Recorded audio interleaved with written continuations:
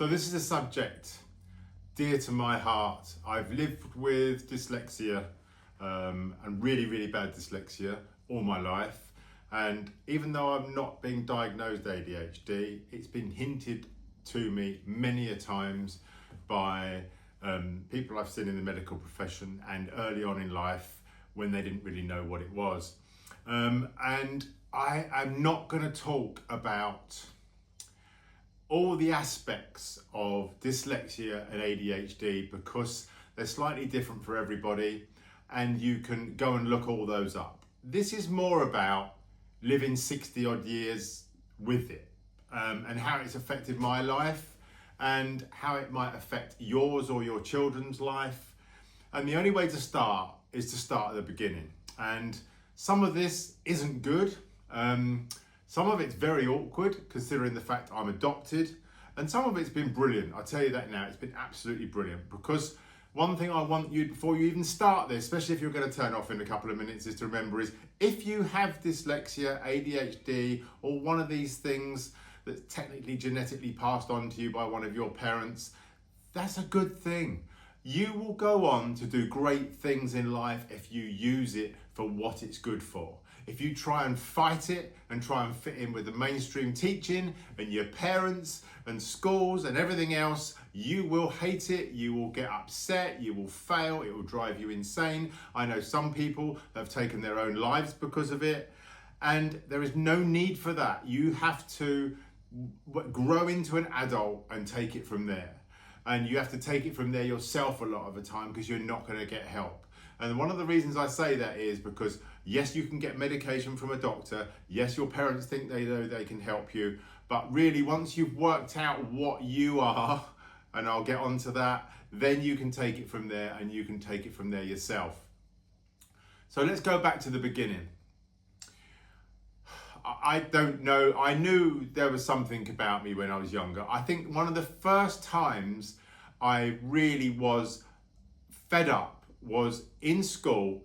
And let's take that back further than that. So my father got frustrated with me one day because I couldn't tie my shoelaces. All the other kids at school could tie their shoelaces. I couldn't. I was struggling. And so his answer to that was take me into his room, keep making me do it, and as I couldn't get it right, belt me around the head because I couldn't understand what I'm supposed to do. So his answer to that was he kept tying the shoelaces in front of me to show me how it's done and then try and make me do it. What he didn't understand is he should have been turned them around the other way and tie them maybe, so I could see it from my point of view instead of his point of view, and maybe I'd have picked it up and learnt it. But because I wasn't learning how to tie those shoelaces, in his mind as far as other kids, and as quickly as he would like me to have done it, I got punished for it. Which didn't help, because later on in life, what you do is you expect the punishment to come anyway, so why bother trying? Just take the beating, and that's it. And you learn to deal with that. That's one of the aspects of dyslexia and ADHD. You think, well, if you're going to get a good hiding, you might as well just do something stupid anyway and get the good hiding. So it doesn't quite work out how people think. So that's probably one of my earliest memories. As I got on through life and I found out how dyslexia was supposed to be later on, I found out that some of those aspects of tying your shoelaces late and doing other things like crawling on your ass before you walk and everything else as a baby are all traits of ADHD and dyslexia. But we'll come on to that a little bit later. So at home, my home life, I would say, was pretty horrendous. And that's basically because I was adopted. Now, I'm not blaming anyone for that at all. What I would say is this. When you are an adopted child with parents that has possibly had ADHD, dyslexia, IBS, and all the other traits, when you're adopted, or back in those days, I don't know whether it is now, those things aren't passed on to your adoptive parents.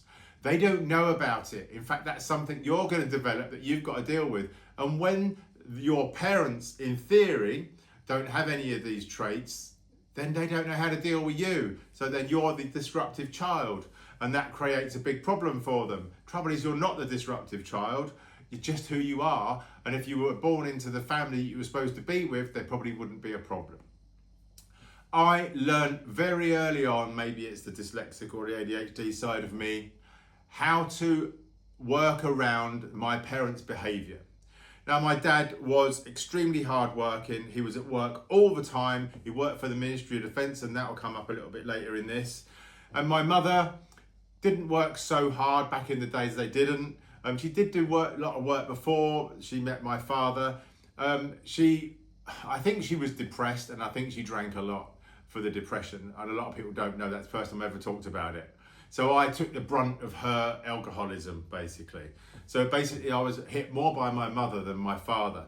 And that doesn't help someone like myself. The only good thing about that, I'd say, is I learned to circumnavigate their behaviour because I was very clever at reading people. Getting on to school. Obviously, school when you're dyslexic and possibly ADHD isn't going to be great. In fact, you're going to hate it. I hated it. The only thing I got out of school that I enjoyed was my friends and the sports and stuff, etc. at school, and the things I excelled at school, and meeting girls and girlfriends. That's what I got out of school. I didn't get much else out of it. The surprising thing is I did pass all my, whatever it was then, I did pass all my GCSEs. I didn't do very well at maths and English, but I excelled at art and the sciences, etc. In fact, my art teacher was so fed up with me because I didn't do anything in his art class except just probably mess about. The class clown, that's what I was known as. And in fact, when it come actually, he said, actually, if you applied yourself, you could pass your GCSE, you could get your O-level, you could go to art school because you are really good, you just won't apply yourself. And so it came up to nearly the end of term, you had to have so many core pieces of coursework and then your final piece to pass. And he said, oh, you're just gonna fail. So I sat there and in 2 hours knocked out all my coursework and my final piece and passed. And he said, I told you, you just don't apply yourself. Well, the truth is, I just didn't want to do art. And when you don't want to do something and someone's trying to convince you that you should, then you just fail because you fail at what they want you to do. But I passed my exam, which I look back now at my certificate and think that was quite funny that I did whatever it was, 3 or 4 years work in a few hours, and that's it. Now, so school was very, very difficult. I will tell you the first time I got really, really pissed off with a teacher. And it was maths. Now, when we get on through this, you'll find out all about my traits and everything else and what I'm good at and what I'm not good at. But first of all, let me tell you this. I was having a maths lesson and I was really, really young, and it was probably times tables and a little bit of adding up and everything else. And the teacher was saying to the whole class, this plus this or something other, if you do this, this and this, it equals this. Do you understand? And loads of them put their hands up, no. So she went round all the kids, including me, and she explained it to them. And then she went back and sat down. And she goes, does anyone still not understand? So I put my hand up with about 2 or 3 others. I was watching her explain it to the others, and it became quite apparent to me that they still didn't know what she was talking about, but they were just saying they did. Not me, I won't do that. I wanted to know how you get from A, B, C to F, and I wanted her to explain it to me because if I don't understand it, I'm never going to learn it. A bit like the shoelaces. I didn't care what came at the end of it because I just wanted to understand it. So my first real thing with a maths teacher was she could not explain that to me as I needed it explained to me so I could learn how to make this equation or sum. That's her failing, not particularly mine. That's the way I saw it. Because if I did have ADHD or dyslexia and I had a learning disorder of some form or another, then that's up to her to be able to teach that to me. And if I asked enough questions and she could explain it to me, I should be able to learn it and do that sum. It might take some more time than the other kids in the classroom. She didn't have that time, or she didn't have the skills to teach me. From that moment onwards, school was doomed. Because I then realised that some of these teachers can't teach you. And if they can't teach you, they shouldn't be in the room. That sounds a bit harsh if you're a teacher, but I'm afraid it's the way it is. So I then learned how to navigate school. As I said to you, when I left school, I passed all my GCSEs. I didn't get my O-levels. I didn't really want to get them. I couldn't give a shit. I'd almost left school before I'd done my exams, to be honest with you. So what I learned was this. In history, I learned that if you got your written paperwork in, within the first 2 or 3, the history teacher never read it, he just marked it. So I always made sure I finished really, really quickly, got my paper in, and he would mark it and give me good marks. The truth of the matter is, he never read my work ever. And when it came to the exam, I can't remember what it was, but I just knew it. Because one thing about history is, you can learn history, you can study history without doing any written work or any reading as such. You can just watch videos and learn all about ABC, the war, etc., etc. The other thing is, as far as English is concerned, we had to do book reviews and everything like that. And the first couple of times, standing up in class to read to the class was my worst day. And I would not be there. I would work out how not to be there, whether it be late for school or disappear off to the toilet, do anything I could to have to read to the class. And sometimes I just made it up. When we were given a book, I would just make it up, and I'd see the teacher looking at me thinking, he isn't even reading that. How did I get through the book reviews, etc.? Because I soon worked out that videos, if you watch a video about a film and it's a book, and that's the book and film you're doing, you can just get away with it. My writing was always awful. It still is now. I thank the fact that we've got all these digital devices these days that I can write and spell, but my grammar's shit. It always will be. When the internet first started, the spelling police used to piss me off, and they still do, because being dyslexic, I'm never going to be able to spell properly, and my grammar's always going to be shit. And Jane said to me once, do you just put the full stops and commas where you feel like it? And I went, yeah, because I don't know where they go, because no one can explain that to me. So that's the end of that. And even if you do explain it to me, it doesn't matter anyway, because I can say and spell the same word 15 different times every time I write it. I did learn, though, through the simple fact of one of the early things I did when they tried to find out I was dyslexic at school is they called it word blindness. Now let me explain how that works.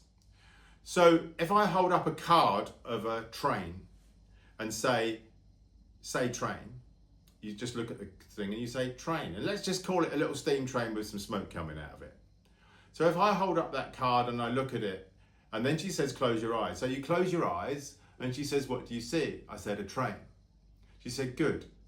Now, if I say to you, spell train, what do you see? And I said, a train. She says, yeah, but the word should be underneath it, and then you should be able to spell that out. Well, the word isn't underneath it, and I can't spell it out.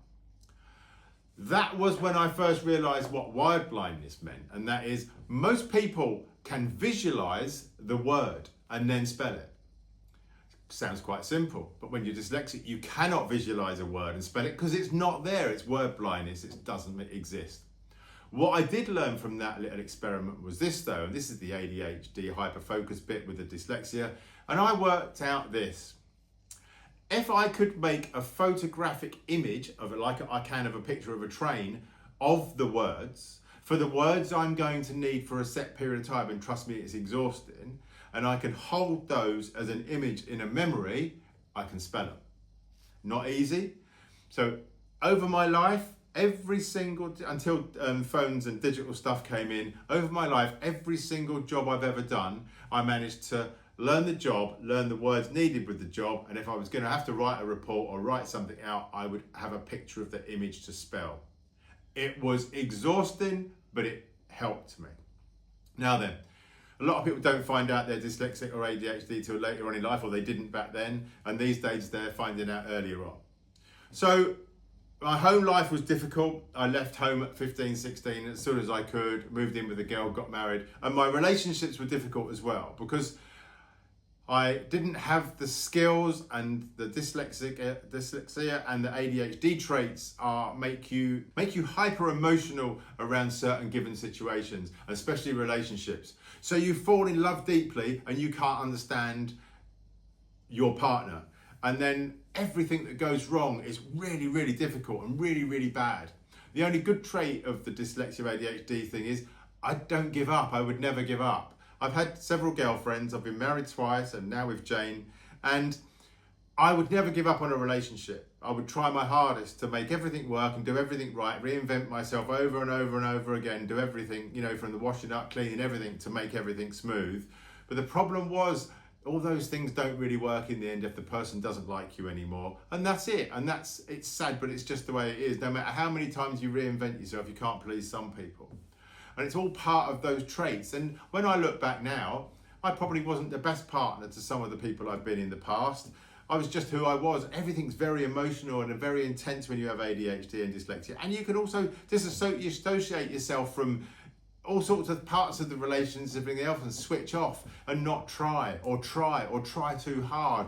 Everything is too much sometimes. Now, in my early days with dyslexia, my father, as I said, worked for the Home Office. And when they were trying to work out what was wrong with me, I think somehow or another, my father must have spoken to someone he worked with. Now, I don't know who they were. I do know that, and I'm not saying that this was who it was, but I do know that MI5 and all these security agencies and everything else love dyslexic people and love the fact that ADHD, dyslexia works really, really well with some of the stuff they do. So I was involved in this thing where they did MRIs, I think it was at the time. They wired you up to little things to test your brain to see what things did. And then we went on these courses, and they were a course with a group of kids that all come together on a coach and went and did these weekends together. And the weekends were really strange. So for instance, you'd be taken to a place that was extremely posh, like a castle, and then the table would be laid out with all the fine silver and everything else. Absolutely brilliant. And then finger food had come, and you think, I don't get it. Why have we got all this? And then you go somewhere else where there was no nice forks or spoons or anything, and this lavish food would come and you have to eat it with your hands, and it'd be soup and strange stuff like that. This went on. It wasn't intense. It was like a week of intensity, and then it was a few weekends over a while. And then after it was all finished, they dropped us all off back home, and I think I was about 15, 16 then. They dropped us all back off, and I went home, and it felt refreshing because I don't know, I think the process of what had happened was so confusing that somehow my brain had worked out so much because of it. Now, I don't know whether that was the idea or not, but I learned so much about myself. I learned so much about the other kids in the room. I learned so much, which helped me a lot later in life. I remembered all the things that happened, and I remember how you could triumph over adversity and you could work out and solve any problems if you put your mind to it. Some of the things I did when I was really, really young, my brain was developing different parts at different rates. I know it was. And so I couldn't sleep sometimes. I'd be asleep for 4 or 5 nights in a row designing a car that worked on air. Just crazy stuff like that. And I actually did design it in my head, and then I wrote it down on paper, and I worked out if you had an air cylinder in the back and everything else, and you just run the whole thing on there. The only thing I couldn't control, because we didn't have computers back then, was how to get the air to run all the motors at the right speed to make the vehicle do the right thing. And obviously in this stage with solenoids and everything else, it would probably have worked. But there you go, maybe my brain was a bit of advance for its time. So I engaged with all the stuff that worked for me at school, and they called me the nutty professor or the mad professor. And also as I progressed through school, I became the class clown and I laughed with my mates. Unfortunately, with the ADHD side, as one part of the brain develops before others, I really, really struggled with some aspects of life and relationships, and I went down the recreational drug route. Now, me even saying that on YouTube has probably squashed this video into death, and no one's ever going to see it. And I said it yesterday, and I only just realised when I did the IBS video, I said the same thing. So I'm going to try and word it in such a way you know what I talk about, but then YouTube isn't going to squash the algorithm. So for quite a few years, I self-medicated, and I self-medicated because my brain couldn't control the way it was working. These days, the funny thing is, with the medication for ADHD is like an amphetamine type thing or something like that, I think. I'm not 100% sure. And so when I was self-medicating, it was amphetamines, ecstasy, etc. And then I obviously got into the party lifestyle. There's certain things I never touched. I just worked out work for me. Ironically, during some other work I did, doing some drug counselling, etc., I learned what good drugs were, what bad drugs were, what you can take, and how many people had never been hurt from certain things, and how much misinformation there is around it all. And back in those days, yeah, I self-medicated. The only downside was there was a really, really bad time where I can't remember exactly what happened, but I got spiked at a party and ended up with amphetamine psychosis. But also I had some other stuff go wrong medically with me, which is why I then looked into looking for my real mother. And that was then, you know, when my real mother wrote to me for the first time, which is the way it all works, I tried to read what she'd written to me, and I realised then that she's definitely my real mum, because she's more dyslexic than I was. Anyway, through all these tests, I got diagnosed, and I can't remember what the score was, but it was one of the really, really, really bad dyslexics, and the sort of stuff that MI5 would take because they need people like me to solve problems and everything else. And I think, I'm not 100% sure how this all worked, but someone I knew Rita Carter. They said, read this book. I'll come back to book reading in a minute. And Mapping the Mind, I recommend this book to anyone with dyslexia, ADHD, or wants to know more about how the brain works. This is a first edition hardback copy, worth about £75. If you look at it on Amazon, I'll put the link below. They're 75 quid. Don't get them from Amazon. They're expensive. You can get them off eBay for about 6 or 7 quid, sometimes £3 secondhand, especially the paperbacks. Really, really worth looking. I'm going to put 2 things up from this book later on so you'll understand something about it. So, yes, the diagnosis around the dyslexia was prominent. I didn't have a diagnosis around ADHD, and I wouldn't want one now anyway. So in theory, the ADHD side of things is one part of the brain develops for other parts of the brain, so then it causes an imbalance of the way your mind works, etc., which, yes, so self-medication sorted that out for me in a technical sort of way.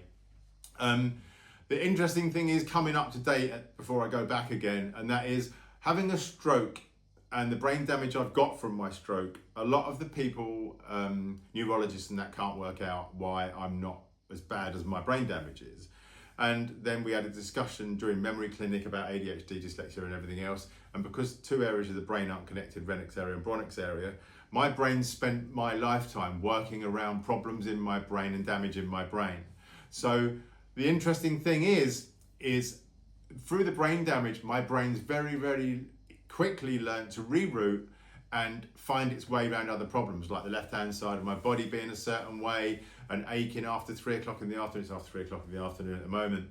And so usually I get numbness and it's parts of my body feel a bit, and then my brain sort of must be doing something. I don't know the ins and outs of this to correct and make me think about using everything properly again.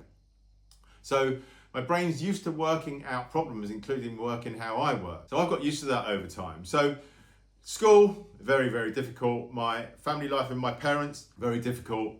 My relationships, all quite difficult. My relationships with my kids, quite difficult. And then I met Jane. I moved to Liverpool and I met Jane.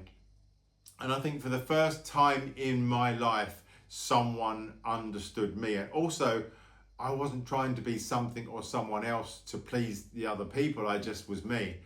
Unfortunately for Jane, after my stroke, I became slightly a different person. So Jane's had to get used to that, and so have I. But the purpose of this video is I want people to understand that have got ADHD and dyslexia that you are very, very special people.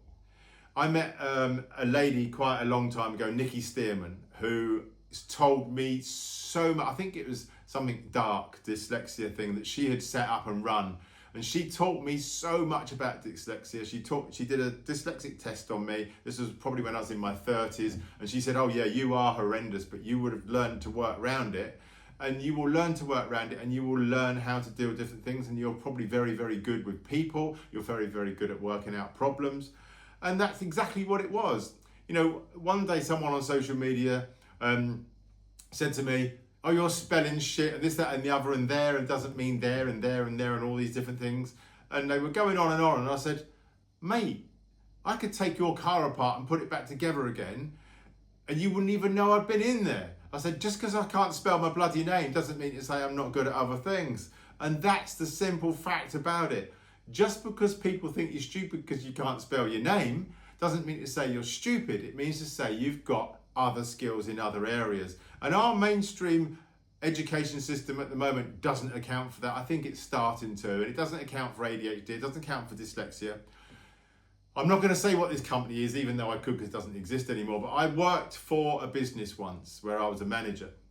And we had this big management meeting with one of the regional directors and everything else. And they were sitting there saying, we do not want to employ dyslexic people or people with ADHD and this, that, and the other. And I sat there and I thought, hang on a minute. So I opened my mouth and I said, I've got dyslexia and possibly ADHD. So I'm a manager. So why wouldn't you want to employ these people to do other jobs within this company? I said, MI5 do.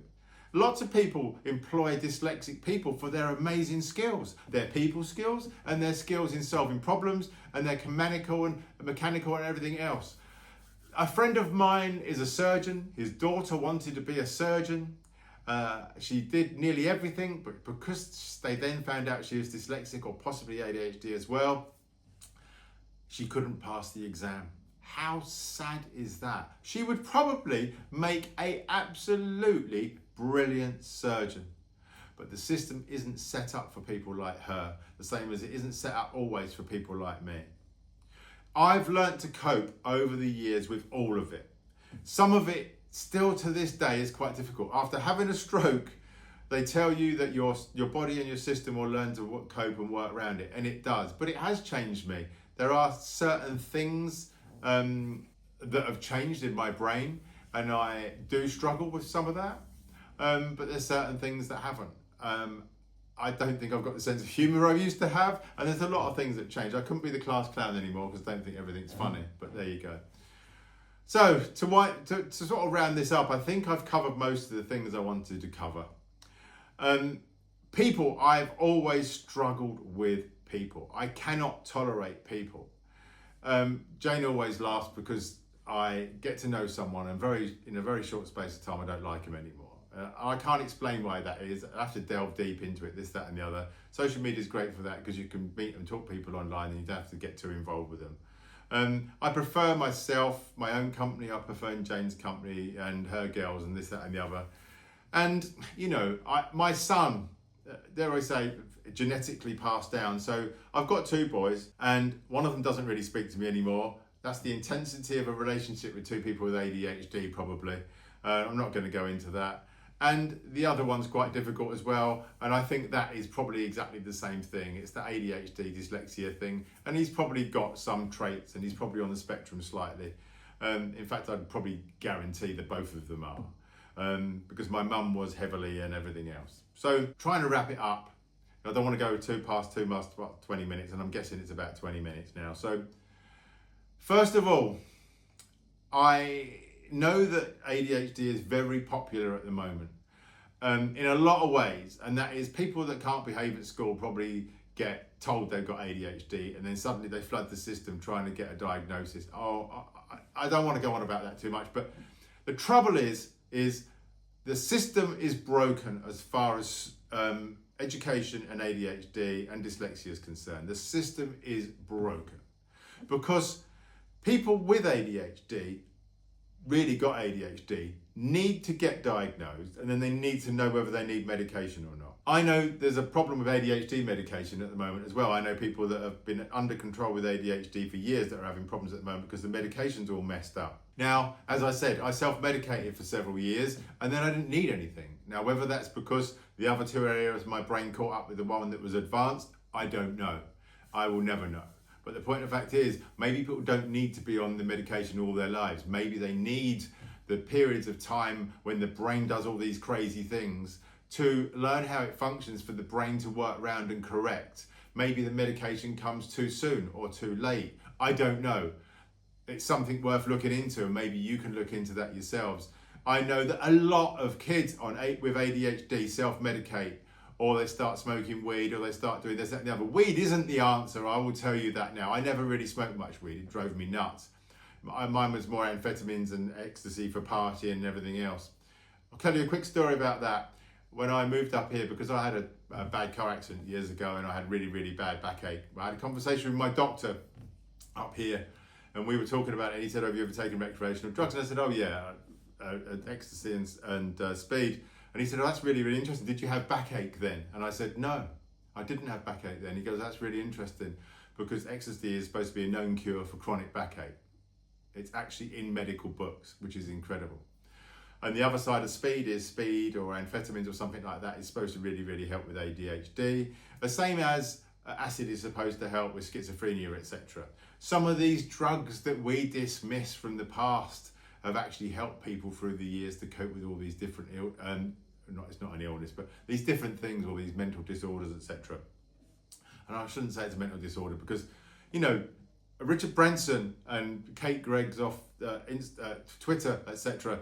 These people, and Einstein was dyslexic, and probably a lot of the people as the greats of discovering things about the world and our planet, they have all been either dyslexic or ADHD and probably undiagnosed with all of these things.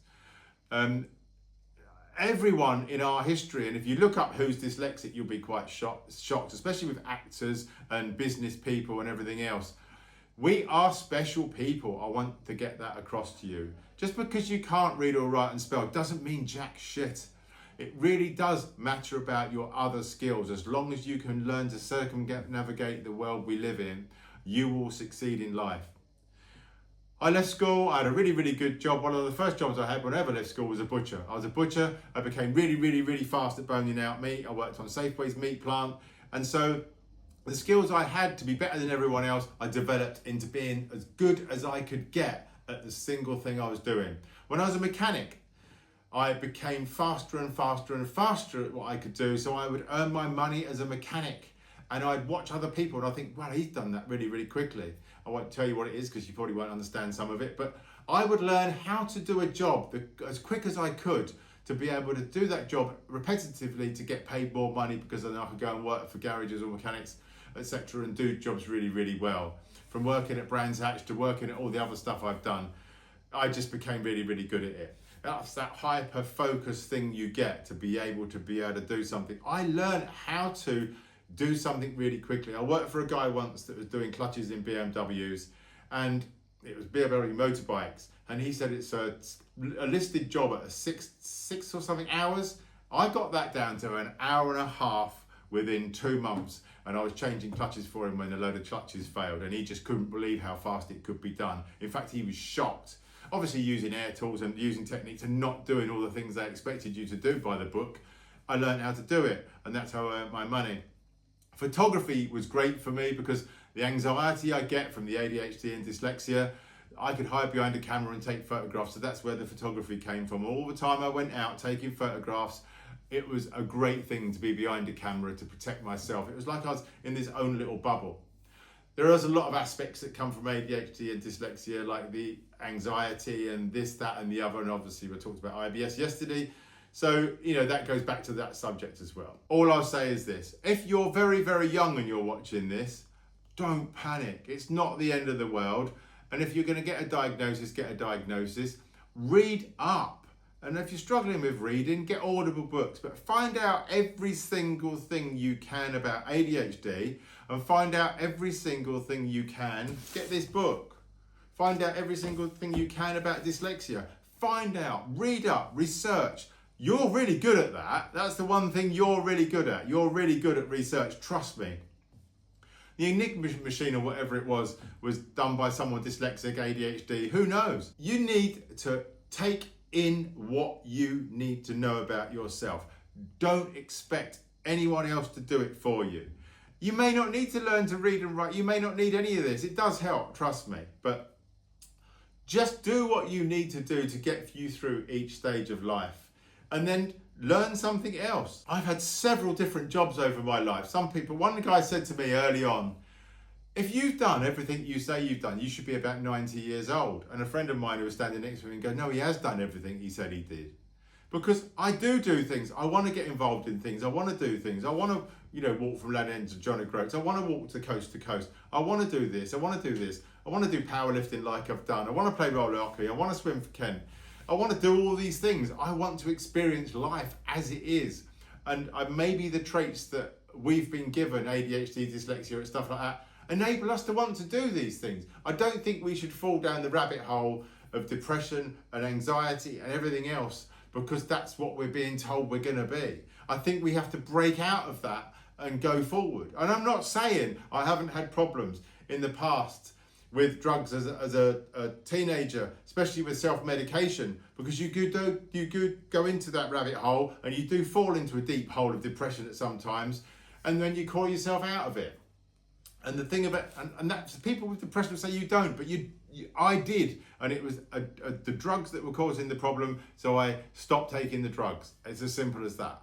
So coming out of it and looking positive, and only probably 10 years ago, no, actually less than that, after my stroke, I really was struggling to understand how my new brain worked. And so I had some physiotherapy with a friend of mine, Lee Glasgow, and he helped me to teach my brain to see the positives. Instead of diving into the negatives and going down, he helped me to look at the positives. And sometimes you just need to make those connections with people or with information and knowledge. But it's up to you. Don't rely on anybody else to fix your problem. And I'm not saying it's a big problem. It's a great thing to have it. And you can actually find a job that will suit you perfectly, and you may do it for the rest of your life. But you must help yourself first. And by looking at things in a positive way instead of a negative way, you go up and up and up and not down and down and down. If you spiral in negatives, you will spiral and kill your relationships off. You will kill all your friends off. You will kill everything off because you just don't think anyone's going to help you and nothing's worth it, and you just go into this big spiral. But if you can look at positives, and take every single day at a time. You know, if you're stuck indoors, go out for one little tiny walk around the block, go out for a longer walk. You can use so many of the positive traits. Lee Glasgow at Peak on Hypnotherapy. If you're watching me now and you are struggling, reach out to Lee Glasgow. I'll put a link for him below. This isn't an advertising thing for Lee at all whatsoever. There's plenty of positive-based hypnotherapists about, and they're the ones to see. You do not want to get into the American thing where you're seeing therapists all the bloody time, because you shouldn't be seeing therapists all the time, because the person you see should be able to give you the skills to go forward. And then if you have a little bit of a problem, go back to him. You don't need to see a therapist every bloody week. I saw this guy for 6 weeks and I've never needed to see him again because he helped me and he didn't really understand all my problems. But the skills he gave me to use the positive-based hypnotherapy really, really helped. I'm sorry if this has been long and it may be boring to a lot of people, but I'm excited. I really have loved my life. I've enjoyed every aspect of my life. I have got plans for the future. I always make plans. And I think having dyslexia and ADHD is really, really good. I don't care that I've had it. I've done really, really well in my life. I've had loads of great jobs. I've been financially stable. I've retired at 55 after having a stroke. And I'm sort of happy and I've got enough money to live my life, and that's it. So we all get through. It's just how you use your mind to do it. Read this book, get hold of Lee Glasgow if you are really struggling, and I'll see you on the next video. Thanks for watching. I hope it's helped some of you.